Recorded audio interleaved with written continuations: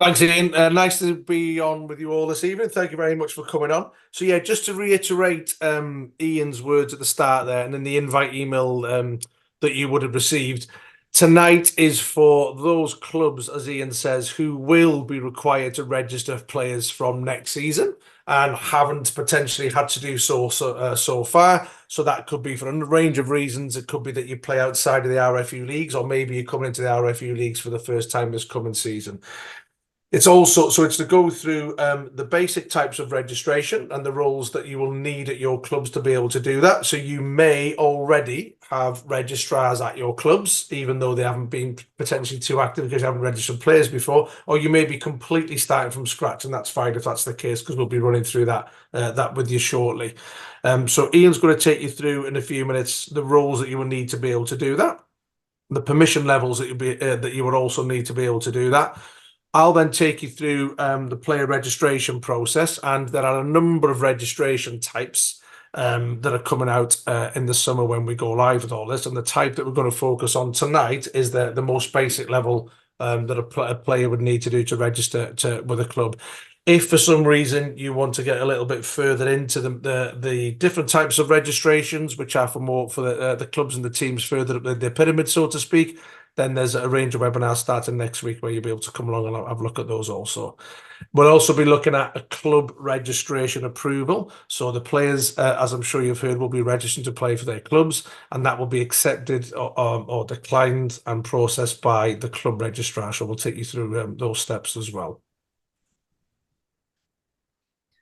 So thank you, thanks, Matt. So um, you may be a club on here, or you listen to this afterwards that have never had to register players before, may not even have looked at the game management system before. But there are two key roles that you will need, and you'll need the data officer or the on secretary at your club to be able to ensure that the relevant people within your club have the role of adult male registrar or adult female registrar. So, if, for example, no one in the club knows who that is, then you can contact your constituent body, and the data officer from the constituent body will be able to help assist you with who that person is. Um, so on the screen there, you've got permission levels. These are the permission levels that you have within the game management system, and they start off from 0, which is a default permission level that all individuals in GMS get. It's just for personal information only, rising all the way up to level 5. So a data officer and an honorary secretary at a club would have a level 5 permission level. An adult male registrar and an adult female registrar will need the permission level of 3 or 5. Level 3 is best suited to registrars, but if you have level 5 access, then that overrides all the levels. But of course, you will be able to see more than is needed. So for a registrar, a level 3 permission is best. We're going to move into, I'm going to show you live in the game management system now. So Matt, if you stop sharing screen, thank you. I'm going to show you in the game management system where to find these things. So we are in the game management system now. And as you can see, on the left-hand side, I've got my golden roles. I can select the golden roles. And here I can see the role of on secretary officer and data officer. That's where you see who it is. I can then select the 9 widget iron at the top. It's sometimes called a waffle. It looks like a bit of a waffle or a 9 grid iron. Select that, pulls it out, and you can then see the organization admin. If you click on organization admin, this shows who at your club has what permission level. So as an example, as I said just now, level 3 is best suited to registrars. And for this demo club, there's 22 people with the role, with a permission level of 3.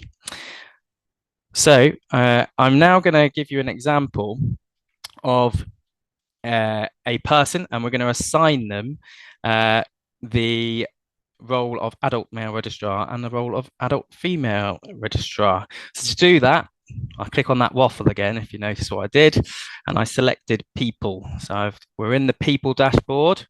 We then would go to everyone. And here's what I made earlier, but I can search for the name. So I've searched for the last name there of the individual that I want to give the record. This person is called Game Management, and I simply select that record. That pulls up the profile of that individual. And you'll see on the left-hand side, there are a number of different things, and we're going to focus, we want to assign them a role. So we're going to click on roles for that individual. And from here, we can then add the role, or we can view the permission levels as well of that individual. Currently, they don't have any. So if I select add role, I can then type that in, adult male registrar, and I simply click save. And again, we wanted to give them the role of adult female registrar. And it's probably worth noting that you can have as many people within your club with those roles. You don't have to have just one person. They will not be on the golden roles list, but you will find them if you filter from them within people and everyone. So you can see I've assigned adult male registrar and adult female registrar. We're now going to check the permission level, because we need to ensure that they have a level 3 permission level. So on the right-hand side here, I'm clicking on permission level, drop-down list, select level 3, and you'll see it says best suited to registrars. Select add. That person now has the role of level 3 permission level and the role of adult male and female registrar. I'm going to stop sharing my screen and hand back to Matt, who's going to take us through a player registration. Thanks, Ian. And just to remind people, we do have the question and answer function on tonight. Appreciate it's a small small amount attending tonight, which we fully expected. But if you have got any questions, please do put them in that Q&A function. So what I'm going to take you through now is the full steps that essentially a new player who doesn't have a GMS account would need to entirely go through. And just to explain what we mean by that is, if any players who are out there, and granted this session is typically for those clubs who haven't typically in the past needed to register players, but if any player has been is currently registered, or indeed has been registered in the past and perhaps had their registration deactivated, then they will automatically, by default, have a GMS account. So this is the full process that brand new players to registration that they would need to do. So it'll be to create a GMS account and then use that account to register and to complete a player registration. Just as an aside, we've tested this with a number of players. We had a player testing program throughout March, where we did it with a few hundred players at all levels of the game, actually, including the levels the majority of you guys will represent this evening, which is potentially players registering for the first time. The quickest to do the whole step, which is create the account and to register, was 2 minutes 40, and the longest was 5 minutes. And that is the largest and longest process any players will go through. And then once they've completed this registration and it's been accepted by the club, the players will then need to renew their registration each year, which is not a full re-registration. So what I'm going to take you through here now is the longest steps players will basically ever take. In the future, they would just renew it each year, and that will be a much shorter process. So they come into GMS, and just to explain it, if some of you are familiar with GMS and you're thinking, well, that looks a bit different, we're pleased to say that the themes part of GMS is going to benefit from a significant update, and we're gradually rolling that out over the coming weeks and months ahead. So they would come in and they would create an account, and all of the literature and the marketing information that we're sending out there will have things like QR codes on them, which players can scan, and it will take them to this page here. So they'll create an account. And just to explain also, you'll notice at the top here that we're in the test environment. So naturally, this could typically be a little bit slower. So what they're doing here to create an account is they put in their name, obviously. Obviously, we're just doing some dummy data for that today. Put in their date of birth. And they can do that by just typing it in, or you can go to the calendar function on here. Enter their gender. Put into their postcode, which will load up a number of options for them to have a look at. And we're going to select Twickenham Stadium's address in this case. And then click next. They need to create a password.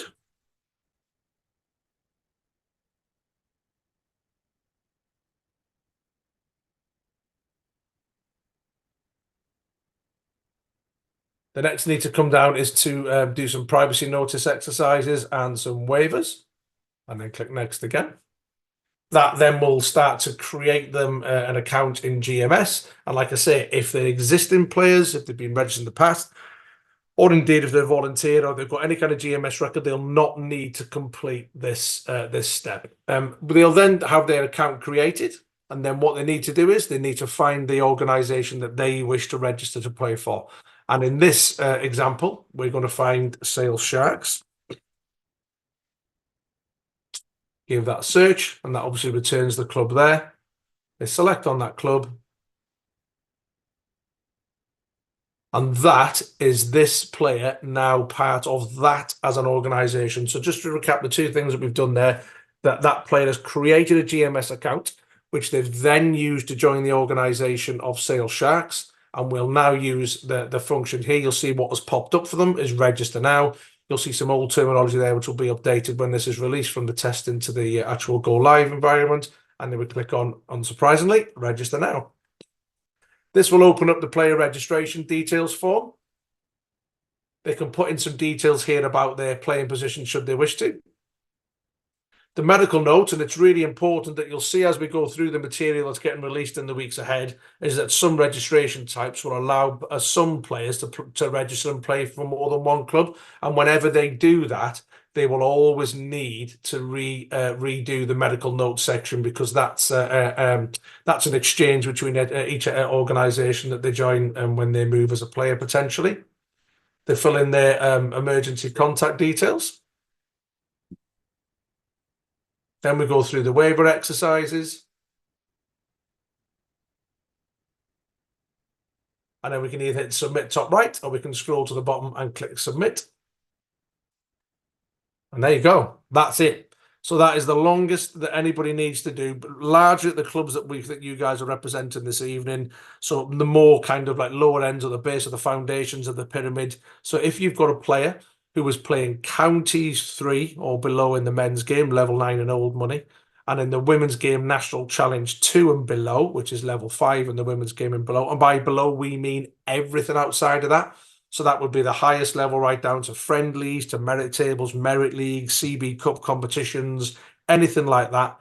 That is that player. From a player action point of view, that is that player registered, and he'll now show you how that looks from a registrar point of view. Excellent, thanks, Matt. Worth noting that everything that's been designed is mobile optimized as well, so works well on the mobile. So I'm just going to share my screen and show the other side from a club administrator perspective.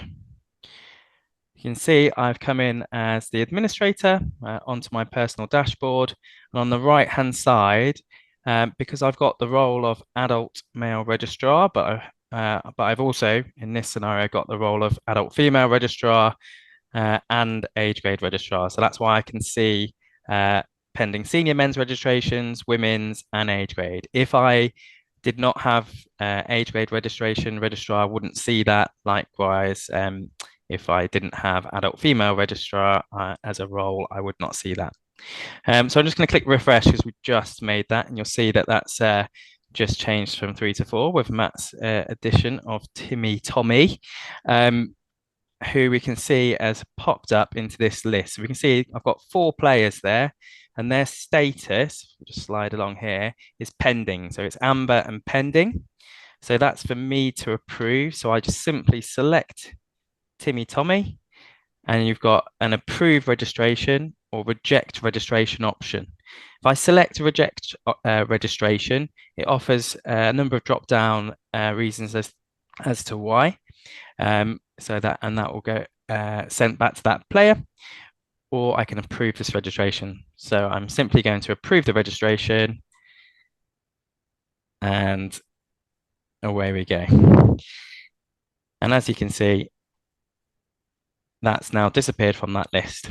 I'm now going to go back to my dashboard, and you'll see this is under the player management tile. So I've gone back to the dashboard and I've got this option of a registration overview. So if I go to click on registration overview, as a person within the club with an adult male registrar role and female registrar role, I can see the overview of the club from a senior men perspective and a senior women perspective. And the bit we're just focusing on tonight is this club registered element. So you can see that the 3 pending registrations, because I've just approved Timmy Tommy, are still sat in pending. Any rejected would come into the rejected registrations, and then approved. If I select approved, it just clicks through. You see all the players that we've approved, and you can see Timmy Tommy is down there. That is club registration approval, and we've reduced that process from 16 clicks to 3 to approve a club registration, which is a positive to reduce workload of administrators. Thanks, Ian. Back to me. So thanks for the questions that are coming in there. Really, really good to see that interaction. Just do keep coming them in. Keep getting the questions coming in. We'll get through them. So the final thing that I'm going to show you in terms of in the technology space today is what's called the team assignment function. So the main reason as to why that you would put players into certain teams within your club would be so that they can appear on a match card. So again, some of you might not be familiar with the electronic match card. Some of you may be familiar with it. And just to clarify, the electronic match card is mandatory in all RFU leagues and cups. So if you are coming into RFU leagues for the first time, then you'll need to be getting up to speed with the electronic match card. And I think, Ian, the session on that is the 27th of August for everybody for electronic match cards. So do keep an eye on that. We'll make sure that that information comes out to your club. You may also potentially be playing in some merit leagues and tables, certainly in the men's game, where local competition organisers are starting to insist upon electronic match card. That's very much a relationship between that CV competition organiser and the clubs. But from an RFU kind of league and cup perspective, it's mandatory there. So if you are coming into the RFU leagues for the first time, you'll also need to go through this exercise here. So what I've done is I've come into GMS. Again, we're in a demo test site here. And you'll see a range of tiles here. You'll see, you may see, you may not recognize now, but if you potentially watch this one back, you'll see that the tiles look a little bit different. That is because, as I say, we're slowly starting to roll out the themes in staging, and eventually you'll see all that in GMS when it fully goes live. So within the team management function here, we're going to click on the teams that have been inputted by this club. And in this instance, we're going to select the first 15 women's team, and we just click on that bold hyperlink there.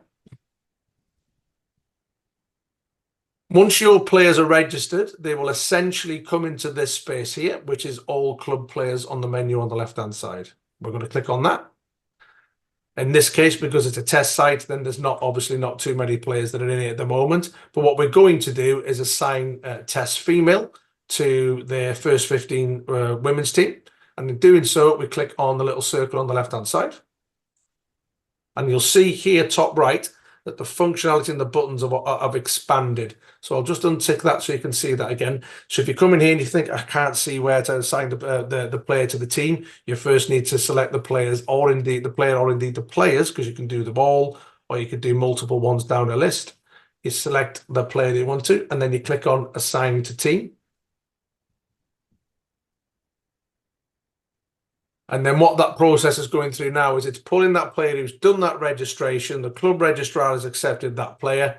They've then come in and had a look at all players. And then we'll just go into teams here. And then that player will then be a part of that women's first 15 team. I'll just stop sharing so I can just clear the screen, Ian, and then Excellent. we'll get back into the remainder of the deck. Great stuff, Matt. Just had one question come in. What happens if a player refuses to register?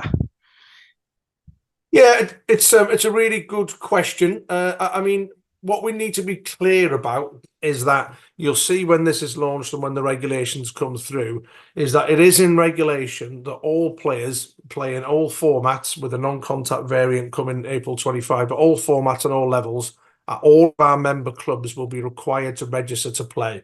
So that's everybody from those playing men's Premiership, they're doing this. Women's Premier, PWR Premiership, Women's Rugby are doing this, right through to, let's say, a veterans player who maybe plays once a year in a festival in the spring.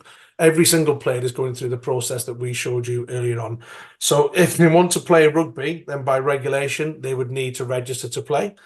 We do accept, however, particularly within the levels that largely you guys will be representing this evening. So people, those foundation levels of the pyramid, that it potentially will take some time to reach out to these players who haven't been used to had to register before. So let's say they've been a first team that's been playing Merit League and table rugby for years, never had to register, or whether it's a player that's only ever going to play third and fourth teams and not in the RFU leagues. So strictly speaking, in regulation, they do need to register to play. At these levels, there's also a retrospective option coming in, which you'll see in the materials release out towards the ahead of the go live date in the summer. And players at these levels will be able to retrospectively register as well. And what we mean by that is if they became available late in the day, for example, on a Friday night to Saturday morning, or even at half time, because that's the level of rugby I've played in the past. Somebody's come in from late from work and they haven't registered for the season, then they will be able to take to the field and then register retrospectively. And what that might look like is somebody turns up at 1:45 on a Saturday, they do their activate stuff, they do their warm up, they get on the pitch and they play. And providing that they are registering by 12 noon the following Tuesday, then that's them all signed, sealed, and delivered from a regulations point of view. But essentially, they do need to be registered to play rugby at these levels, either ahead of the game or by 12 noon the following Tuesday after the game. And again, accepting that it may take us a little while to get all players at these levels get up to speed and getting used to registering. Excellent. Thanks, Matt. And we had a few questions just around resources to support you. So going forward, hopefully you will have seen a large amount of the comms that we've been doing across the last season, which has been ramped up significantly over the coming months. So we're doing significant comms, both direct to key role holders within clubs for our email, and also regular updates in the community game update. We also have a tile on the Community Rugby Help webpage. I urge you to go and check it out because it's got adult player registration and everything you need to know at this point in time within that tile. So it's got the link to the latest community game update. It will have links to further webinars, etc. So it's worth having a look. Or if you need to signpost anyone from your club to get a one-stop shop for the latest information, you can do so by sharing that link. This is also the place to submit a help request if you have any issues or you're struggling with the game management system and you need a bit of help. We've got a service desk team that are fully ready and waiting to support you with whatever query that you have. We also have our Platform for Rugby YouTube channel. Within here, there are webinars that we've already done around adult player registration, and you'll be able to see that there is an adult player registration playlist. You'll see as we go forward that there'll be some how-to videos added to this playlist for key tasks that you need to do. So, for example, what we've shown tonight will be some how-to videos on that YouTube channel around the processes that players and club administrators will need to do. So look out for that. They will also be embedded in the key main articles that we put on Community Rugby Help. So it's all pretty easy. You can't miss it at all. We also have at the moment, currently we have a team of GMS support trainers. I've got 6 of them. They are there to support the game with the game management system. One of the main things that they're supporting with at the moment is for new volunteers who are coming in. So, understanding what is GMS for some volunteers is quite popular at the moment. But we've also created a data session to support clubs with what they need to do to get ready for adult player registration. And that's basically ensuring that players can log into GMS and they've got a verified email address. So there's a session there, but coming from the go live date in the summer, we will have a session to support the game around adult player registration and what a club administrator needs to do dependent on the level that your club is and the teams that play within it. So that's coming soon in the summer. And we're currently in a focus week. So our local delivery team at the RFU are busy supporting clubs with signposting to resources, information, webinars, seeing where they're at with how many players are logging into GMS at the moment. So we've got local delivery teams supporting that. We're doing ongoing user feedback and testing with the game management system in general, and specifically adult player registration. At the moment, we've had a number of platform for rugby user group meetings where we have volunteers from the game providing feedback and testing to improve the product. So it's a user-centric approach that we're adopting, and we have that two-way engagement, which has been really positive this season. And of course, you're the start of our June webinar engagement program with this session, but we do have a number of webinars coming up across June. And as you see into the start of the new season, we will have a number of drop-in sessions to support the game as well. Matt mentioned there will be an electronic match card webinar on the 27th of August, 7 p.m. So look out for that and getting registered on that. But again, we do have player registration processes webinar taking place on the 10th, 24th and 25th of June. It's the same session, just at different times. The 25th of June is at a lunchtime, 12:30 to 1:30. So check that out. We also have a webinar just to support players with what they will have to do, which will take place on the 17th of June. All that information I said there is all on that adult player registration tile on the Community Rugby Hub. And that, guys, concludes the session for tonight. I'm just going to double check. Sam has been busy answering questions, and so has Matt. So fantastic. And it's great to have had you on board this session. As we said, it is recorded and it will be available on the Platform for Rugby YouTube channel. And everyone who has registered for this session will be sent an email showing them where to get that. Thanks for your time, and we'll see you soon. Bye, everyone.